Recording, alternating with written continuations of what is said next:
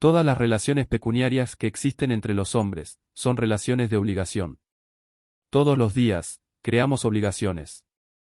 Los actos más comunes y ordinarios como la compra de víveres o el transporte de pasajeros, constituyen contratos, que a su vez son actos de donde nacen mayoritariamente las obligaciones. Así entonces la obligación es una relación jurídica en virtud de la cual el acreedor tiene derecho a exigir del deudor una prestación destinada a satisfacer un interés lícito, y ante el incumplimiento, a obtener forzadamente la satisfacción de dicho interés. La noción común de obligación sugiere un sometimiento de la persona, una limitación de su libertad, por distintos motivos y con diversos alcances.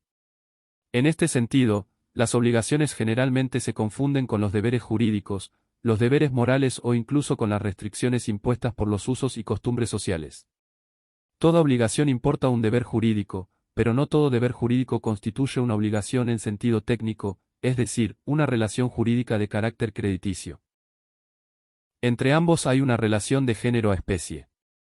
El deber jurídico es un concepto genérico, que se refiere a la necesidad de ajustar una conducta a los mandatos contenidos en una norma jurídica, sin individualización del sujeto obligado. En sentido jurídico, la obligación supone un deber específico impuesto por el derecho, pero con connotaciones propias, un carácter esencialmente patrimonial, y la relación vincular entre dos sujetos, llamados deudor y acreedor, con compromisos de pago y derecho a tal comportamiento, respectivamente. En otros términos, es un deber jurídico calificado en el cual los sujetos se hallan comprometidos por una conducta determinada, que debe consistir en una prestación valorable económicamente, aunque el interés que en ella tenga el acreedor puede ser no patrimonial. En las obligaciones civiles y comerciales las relaciones se dan esencialmente entre el sujeto activo y el pasivo de la obligación, y en forma mediata e indirecta con las cosas, lo cual se distingue en relación a los derechos reales, en donde la relación del titular de derecho es directa e inmediata con la cosa.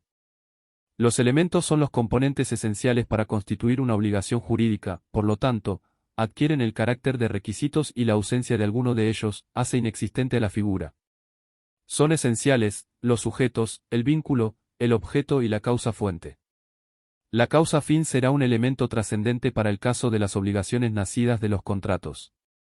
Son sujetos de la obligación aquellas personas humanas o jurídicas que integran una relación jurídica. Toda obligación supone una relación entre un sujeto activo, también llamado acreedor o titular, que es la persona habilitada para exigir del deudor el comportamiento debido, y un sujeto pasivo, o deudor, quien debe satisfacer la prestación debida. Los sujetos o partes de la obligación pueden ser individuales o plurales. Puede haber una pluralidad activa, pasiva o mixta. También puede ser originaria o derivada, según si tiene lugar desde que nace la obligación. Así la obligación de sujeto múltiple podrá ser, obligación simplemente mancomunada, obligaciones solidarias, u obligaciones concurrentes.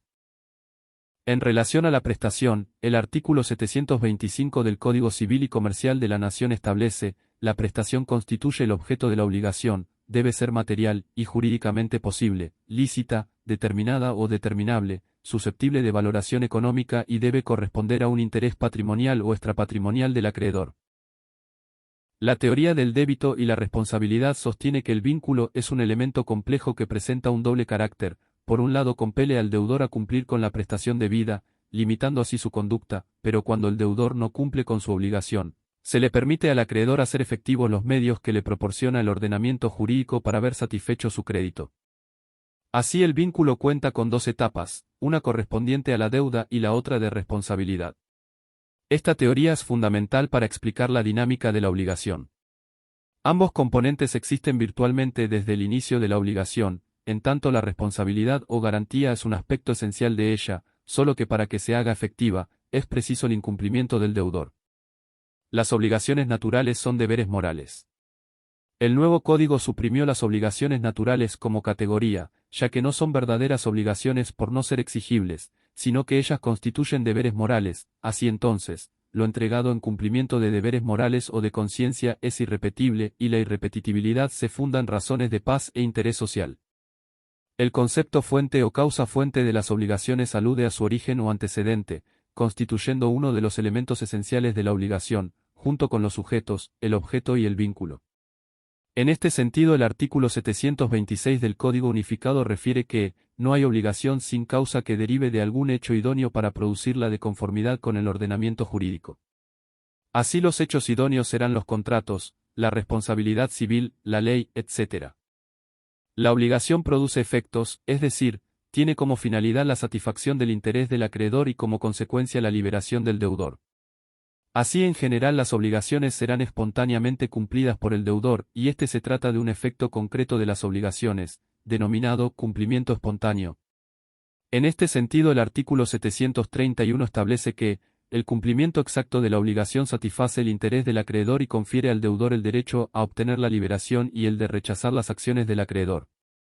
Es decir, ante el pago total y oportuno, se extingue la obligación con todos sus accesorios, quedado liberado el deudor y adquiriendo entonces el derecho de repeler cualquier acción que el acreedor pudiere dirigirle en virtud de la obligación extinguida.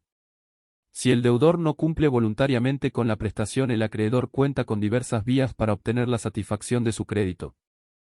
Sin perjuicio de lo dicho, existen supuestos excepcionales en donde los efectos pueden trasladarse a terceros, ya sea atribuyendo derechos o comprometiendo prestaciones.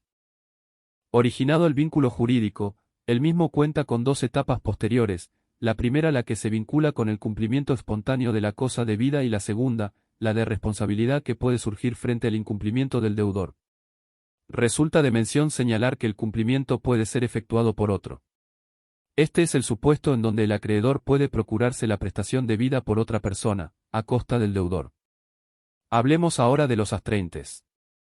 Estas son las sanciones conminatorias que surgen frente al incumplimiento del deudor y procuran vencer la resistencia del mismo, en su situación de incumplimiento. Son la imposición de penas económicas acumulativas que constituye un moderno sustituto de la antigua prisión por deudas.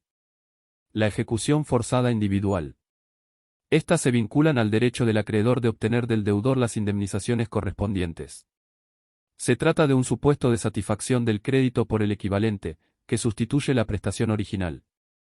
En las obligaciones contractuales, se debe una prestación específica, el acreedor puede procurar tal prestación específica, pero ante el incumplimiento espontáneo y la imposibilidad del cumplimiento forzado, puede optar por la indemnización equivalente a la prestación debida.